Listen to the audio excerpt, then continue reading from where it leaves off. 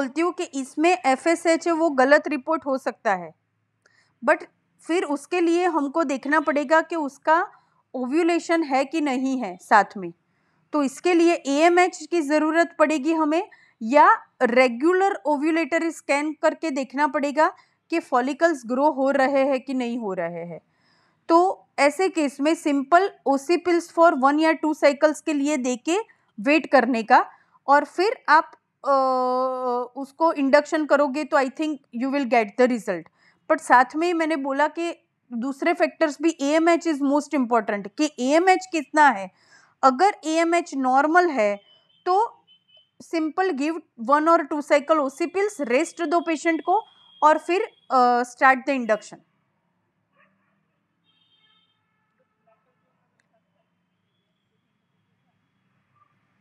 हाँ चलेगा, पर FSH इतना हाई है ना, तो पहले OC पिल्स देके उसको थोड़ा लो करो। तो उसके लिए आपको बारी बारी रिपोर्ट नहीं कराने की जरूरत है। सिंपल जब FSH हाई आता है पर LH हाई नहीं है, that means it is mainly false result है। तो ऐसे पेशेंट को हम 1 या 2 साइकिल OC पिल्स देते हैं, 1 साइकिल OC पिल्स देने का, और फिर do the ovulation induction in next cycle with clomiphene और लेट्रोजोल।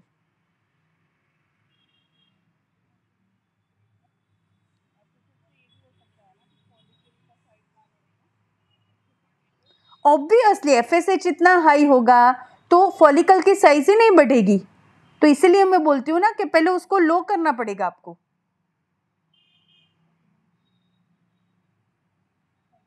ओके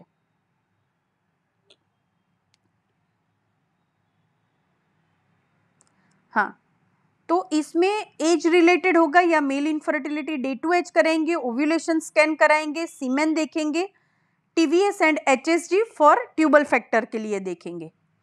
तो इसके रिपोर्ट ऐसे आते हैं। सी, आपका ही मैंने शायद जितना मुझे, क्योंकि आपके बहुत सारे आपने रिपोर्ट भेजे थे रुखसार जी, तो नहीं पता चलता था।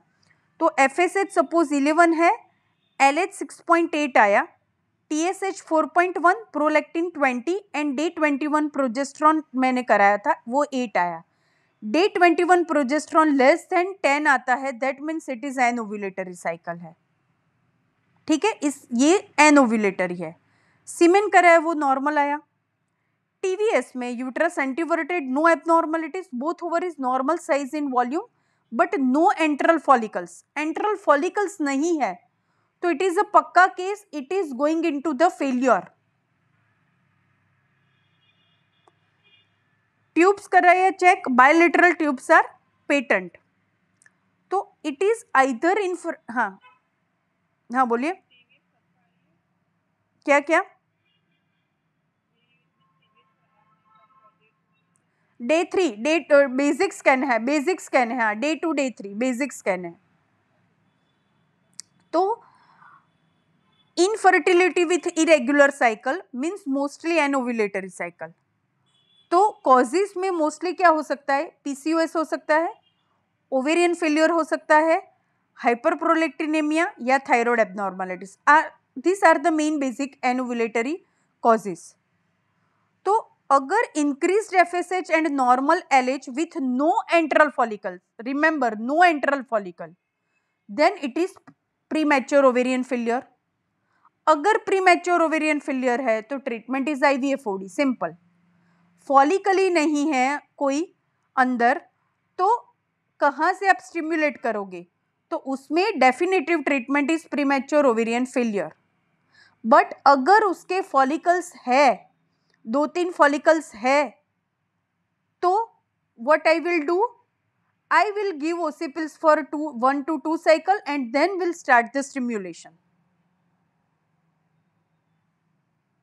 Clear?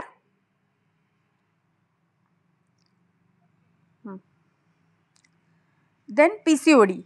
29-year-old woman complain of primary infertility. Irregular cycles and cycles occur 30 to 50 days. 1 second.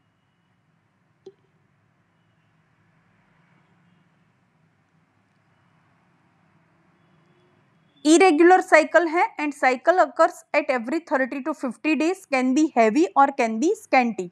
Patient बोलता है कि साइकिल आती है 30 to 50 डेज पे आती है, कई बार हैवी होता है, कई बार स्कैंटी होता है. पेशेंट का वेट 80 kg है. Also had complain of acne and excessive hair growth on face. No major medical and surgical history. So this is a triad है. Irregular cycle, acne with hirsutism favours PCOD. Investigations में हम D2H USG pelvis करके पक्का करेंगे semen analysis. कई बार N ovulation PCOD के 3 criteria है. एक तो irregular cycle, USG criteria and biochemical marker. तो कई बार बायोकेमिकल मार्कर नॉर्मल भी आ सकते हैं, फिर भी पेशेंट को पीसीओडी हो सकता है. बिकॉज इन तीनों में से 2 फैक्टर हो तो you can consider it as a PCOD. तो ऐसा हर एक में जरूरी नहीं है कि LH ऑलवेज हायर ही हो FSH से. अगर USG में टिपिकल पिक्चर ऑफ पीसीओडी दिखता है एंड साइकिल इरेग्युलर है, that could be the PCOD. अगर FSH LH and irregular cycle है, देन इट इज इन तीनों में से कोई भी 2 फैक्टर है, then you can consider it them as a PCOD. See, this is the ultrasound picture of PCOD. Multiple small follicles. इसका FSH 6, LH 12, TSH 6, prolactin 24. तो here what is the cause? First PCOD, दूसरा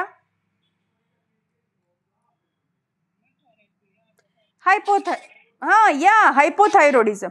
हाँ, अभी दूसरा एक बताना था आप लोगों को कि पीसीओडी जो होता है ना, पीसीओडी के साथ यूजुअली हाइपोथायरॉइडिज्म एंड हाइपरप्रोलेक्टिनेमिया 50% पेशेंट में होता है. वो देखना आप लोग, जैसे जैसे प्रैक्टिस करोगे ना आपको देखने को मिलेगा.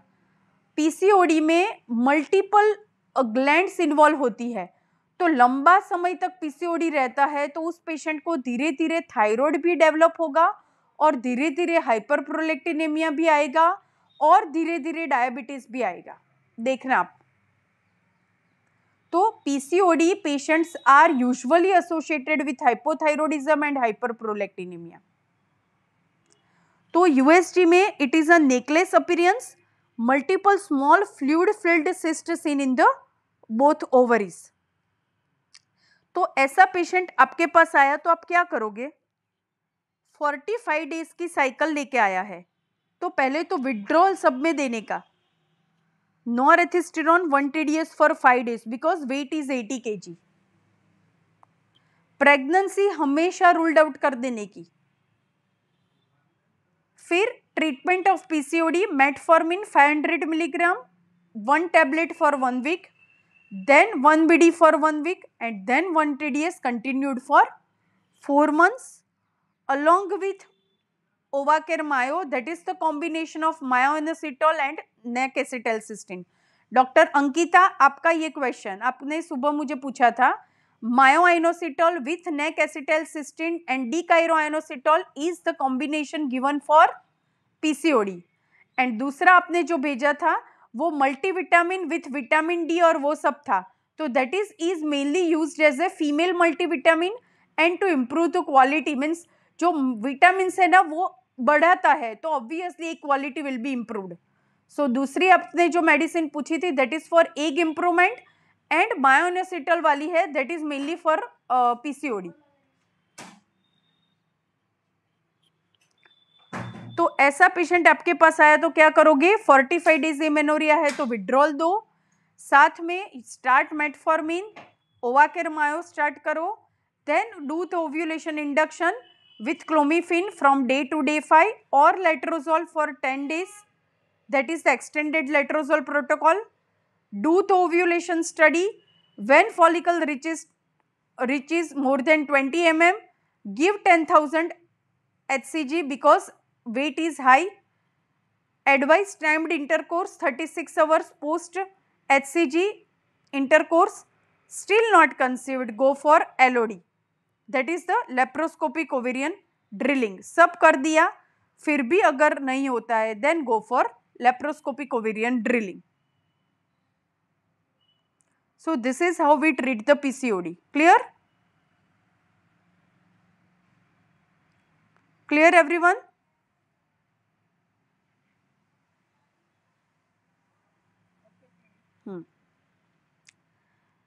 Then 36-year-old patient present with bilateral lower abdominal pain since 6 months. She takes painkiller occasionally to relieve pain. Pain is dull and constant and also complain of vaginal discharge since 20 days. History में 2 full term normal deliveries home deliveries है. LMP 15 days before थी. Regular but heavy and painful. History of IUCD insertion 4 years back. So what is your provisional diagnosis? इतनी history आपके पास, patient आपने OPD में लिया, इतनी ऐसी हिस्ट्री आपको पीछे लिख देने की प्रिस्क्रिप्शन के पीछे कि इतने साल का पेशेंट है, इतना प्रॉब्लम है, ऐसा ऐसा, इतनी शॉर्ट हिस्ट्री लिखनी पड़ेगी. That will help for your future. तो ऐसी हिस्ट्री से आप क्या डायग्नोसिस रखोगे? पहले तो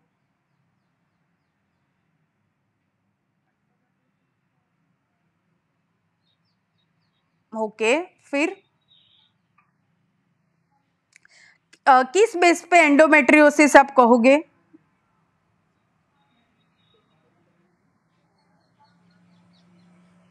ओके फाइन. सेकंड,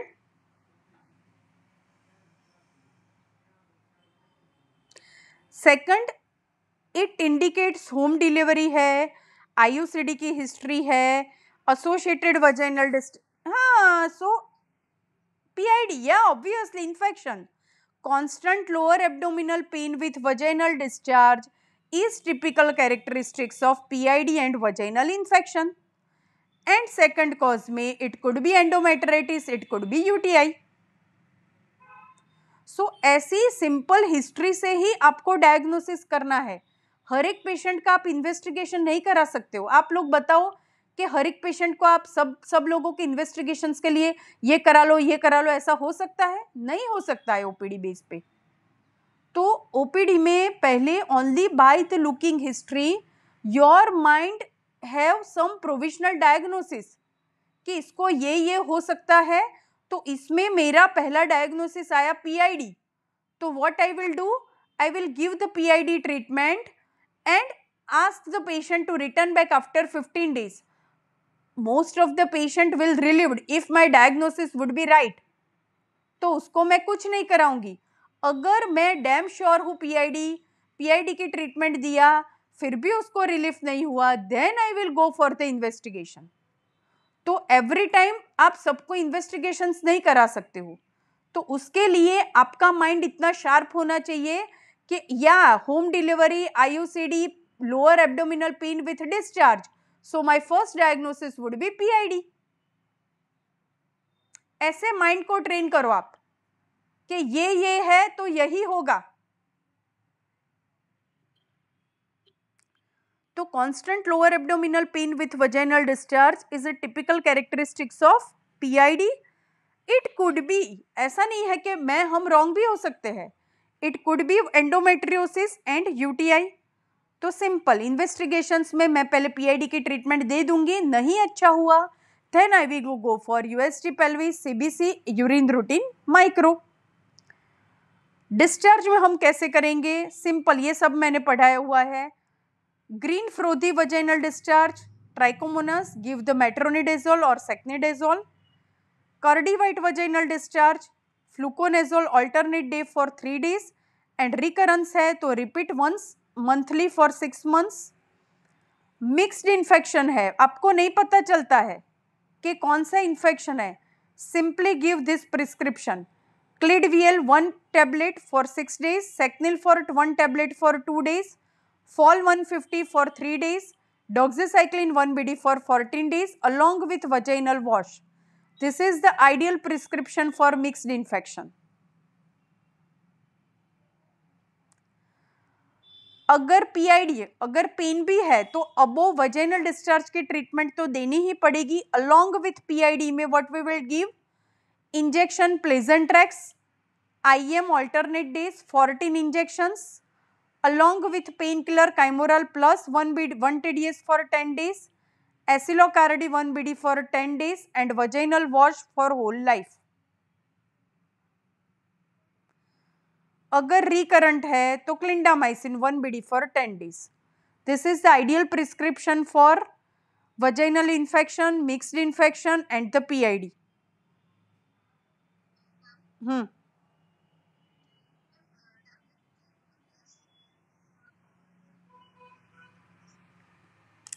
दे सकते हैं, बट एक्चुअली काइमोरल प्लस में डाइक्लोफिनाक विथ ट्रिप्सिन काइमोट्रिप्सिन है, तो इट इज एंटी इन्फ्लामेटरी है. तो अगर ब्लीडिंग के साथ है तो better it give the tranexa with mefenamic acid. अगर डिसमेनोरिया के लिए देना है, डीयूबी में देना है, तो that would be the perfect choice के mefenamic act as analgesic and tranexa will act as anti fibrinolytic. तो काइमोरल कहाँ कहाँ पे आप दे सकते हो? जहाँ पे आपको हीलिंग लानी है, लाइक एप्सेस है, कुछ लगा है, कुछ भी PID is kind of inflammatory disease, तो जहाँ पे आपको सूजन कम करनी है वहाँ पे Chymoral plus would be the best.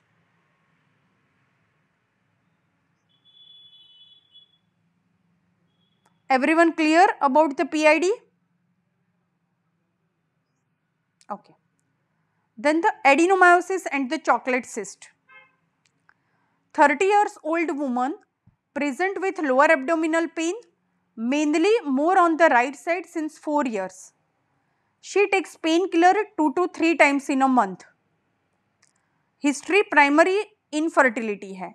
30 साल की लेडीज है, 4 साल से उसे पेन है और प्रेगनेंसी रखने का ट्राई कर रही है, नहीं हो रहा है.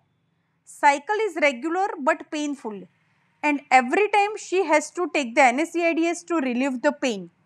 वो NSAIDs लेती है तो पेन रिलीफ होता है, बट कंप्लीटली तो नहीं, थोड़ा तो पेन रहता ही है. कॉन्ट्रासेप्शन यूज नहीं करते हैं. एग्जामिनेशन में generalized lower abdominal tenderness more on right side. ऐसे जनरल चेकअप किया तो राइट साइड टेंडरनेस था. पीवी में टेंडरनेस इन पीओडी में भी था, पाउच ऑफ डगलस में भी टेंडरनेस लग रहा था. तो my provisional diagnosis either PID either endometriosis. Simple. Lower abdominal pen है, डिसमेनोरिया है, तो क्या होगा आपका डायग्नोसिस? तो go for USG pelvis, CBC urine routine micro, and infertility के साथ लोअर एब्डोमिनल पेन है तो डायग्नोस्टिक लेप्रोहिस्ट्रो.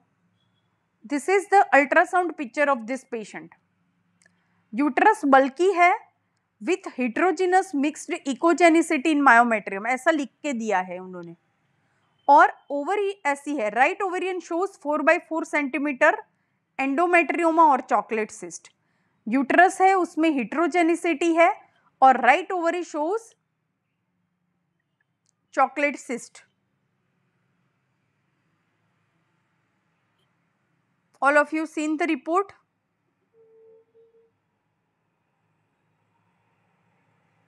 ठीक है, ऐसा पिक्चर है. तो डिसमेनोरिया अगेन ट्राइड याद रखो. Dysmenorrhea and dyspareunia is a classical feature of endometriosis. तो classical triad of dysmenorrhea, dyspareunia and infertility. And USG में ovarian cyst with ground glass appearance is typical characteristics of chocolate cyst और endometriosis. तो main treatment क्या है? Main treatment अगर infertility है तो definitive treatment is laparoscopic ablation और excision of endometrial deposit. Right chocolate cyst है तो incision and drainage followed by ल्यूपराइड depot once monthly for 3 months. Ideally chocolate cyst की ट्रीटमेंट ये है, incision and drainage followed by depot for 3 months. अगर laparoscopy नहीं करानी है तो ऐसे में we can give 3 months OC pills along with depot once a monthly for 3 months. But remember, chocolate cyst है वो कोई भी मेडिसिन या कोई भी इंजेक्शन से डिसअपियर नहीं होगी. उसके सिम्टम्स माइल्ड होंगे और लेस देन 3 सेंटीमीटर है तो ही आप ओसिपिल्स दे सकते हो. मोर देन 3 सेंटीमीटर साइज की सिस्ट है तो लेप्रोस्कोपी मस्ट है. ठीक है. क्लियर? एंडोमेट्रियोसिस में क्लियर हो गया?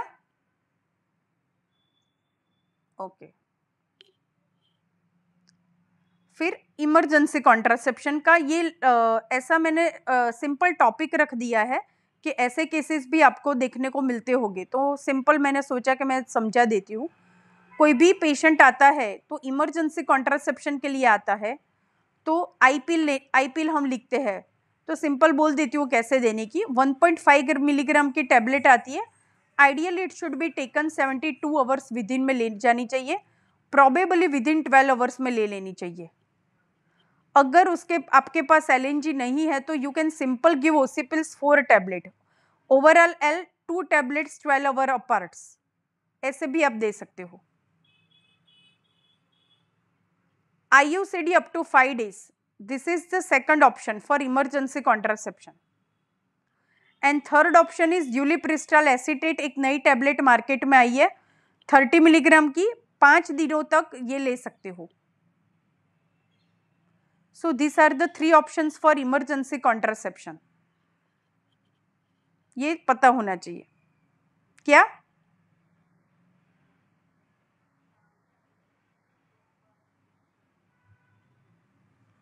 नहीं, दो ऐसा नहीं, 2 टैबलेट, सपोज पेशेंट आ जाए तो 4 टैबलेट टोटल देने की है, 12 आवर्स अपार्ट, एक अभी एक रात को दूसरी एक रात को, ऐसे नहीं, एक साथ नहीं, तो ऐसे हम दे सकते हैं। ठीक है, और लास्ट जो है वो हमने ऑलरेडी केस डिस्कस कर लिया, वो शायद नहीं, हाँ नहीं ये किसका था, पीसीओडी एक बार देख लेते हैं, तो डिस्कस तो हो चुका हमारा।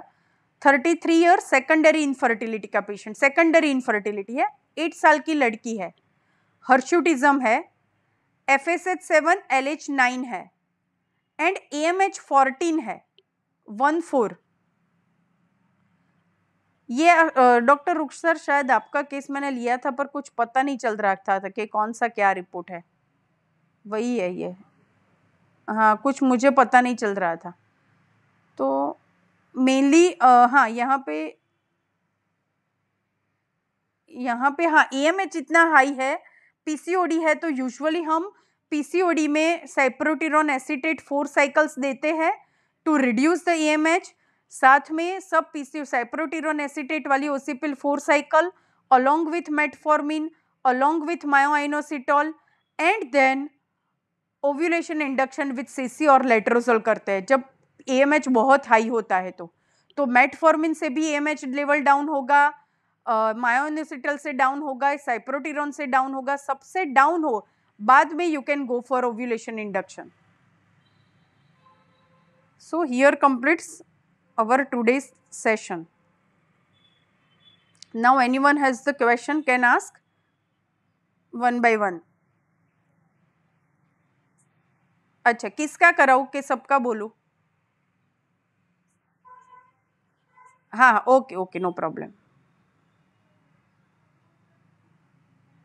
सी जो फर्स्ट केस हमने लिया DUB का, ठीक है, तो सिंपल मैं बोलती हूँ कि अगर कोई भी यंग छोटी लड़की ब्लीडिंग के साथ आपके पास आती है, उसको ब्लीडिंग स्टॉप करना है एवरी केस में। अभी मैं सब में नहीं बोलूंगी, I am again repeating, pregnancy should be ruled out. पहले तो pregnancy UPT, always do checkup UPT in your clinic.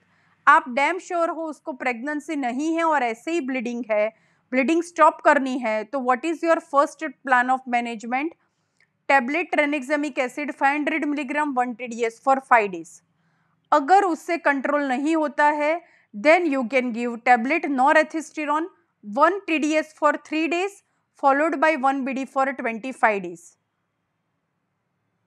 अगर ज्यादा ब्लीडिंग है तो एक्वाविरॉन एंड ट्रेनेक्सा IM दे देने का, followed by norethisterone 1 BD for 25 days. Post menopausal bleeding है तो always keep in mind is ovarian, endometrial और CA carcinoma. DNC is must. DNC में सब अगर वो बिनाइन है तो गिव मेड्रोक्सीप्रोजेस्टेरॉन और norethisterone for 90 days. Again follow up, repeat the UST. अगर उसमें एंडोमेट्रियम मोर देन 5 mm रहती है तो advice for hysterectomy. Simple ovarian cyst, अगर कोई भी पेशेंट रिप्रोडक्टिव एज ग्रुप में या किसी भी एज में आता है और लोअर एब्डोमिनल पेन की कंप्लेन करता है तो एडवाइस फॉर यूएसटी पेल्विस. उसमें अगर सिंपल फॉलिकुलर सिस्ट है, लेस देन 5 सेंटीमीटर है, तो सर्जरी की ज़रूरत नहीं होती है.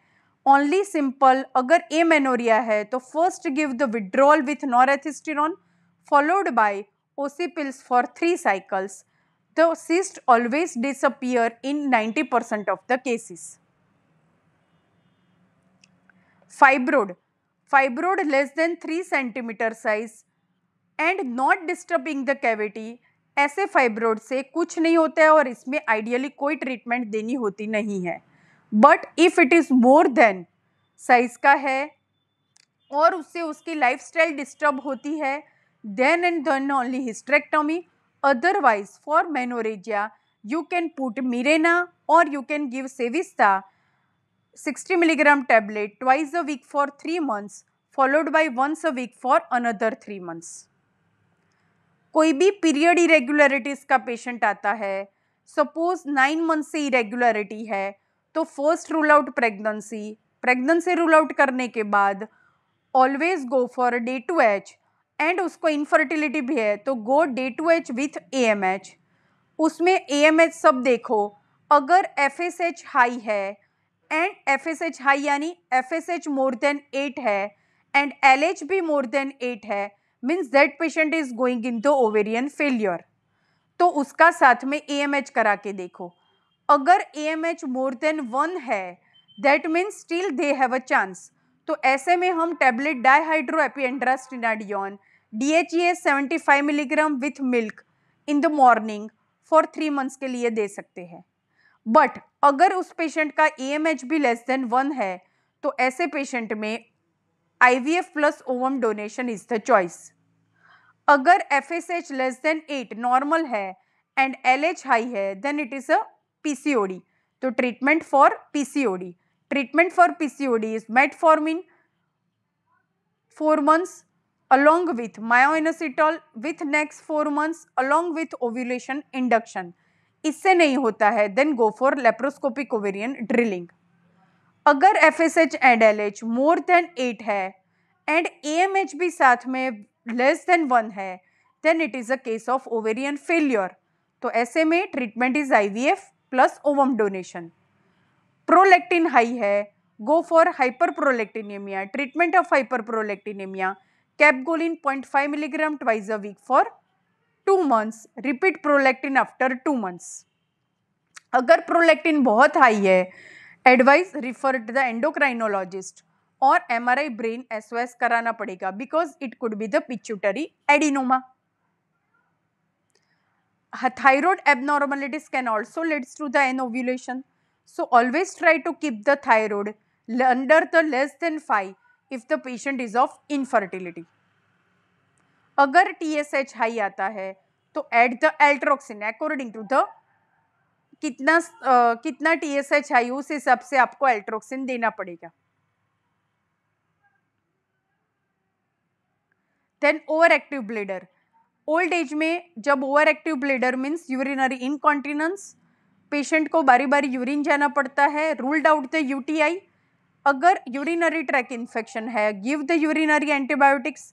वो नहीं है तो it could be the OAB.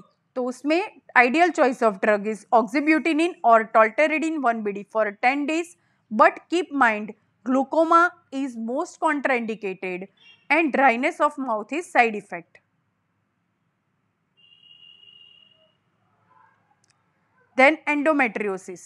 अगर पेशेंट को lower abdominal pain with tip infertility है, infertility dyspareunia dysmenorrhea is a triad of chocolate cyst.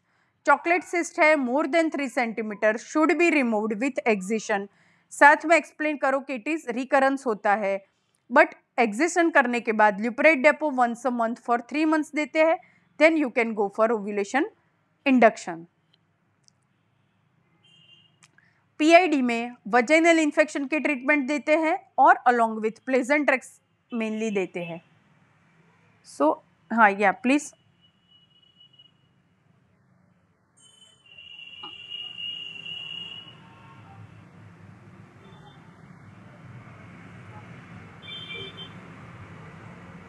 नहीं होगा. ल्यूप्राइड डेपो आप जब भी लोगे तो ल्यूप्राइड डेपो आप 3 मंथ्स देते हो, तो आपने जब भी ल्यूप्राइड डेपो दिया उसके 1.5 महीने बाद उसकी इफेक्ट बॉडी में से जाती है. तो ल्यूप्राइड डेपो खत्म हुआ, फिर उसके बाद भी उसके 1 महीने बाद आपको वेट करना पड़ेगा. Then after you can start the ovulation induction. Because जो डेपो पी की इफेक्ट होती है ना, वो 1.5 महीने तक शरीर में रहती है. तो इमीडिएट नेक्स्ट मंथ आप इंडक्शन करोगे तो इंडक्शन नहीं हो पाएगा. Okay. So I think I had tried to cover everything. Okay. Any doubt? You can ask tomorrow also. Tomorrow 3 p.m. Tomorrow we were going to discuss the obstetric. Okay? Fine. Okay. जगर ये तो पूरा writing material I am sending, and ये recording जितना भी हुआ है I will send. Okay. Bye bye.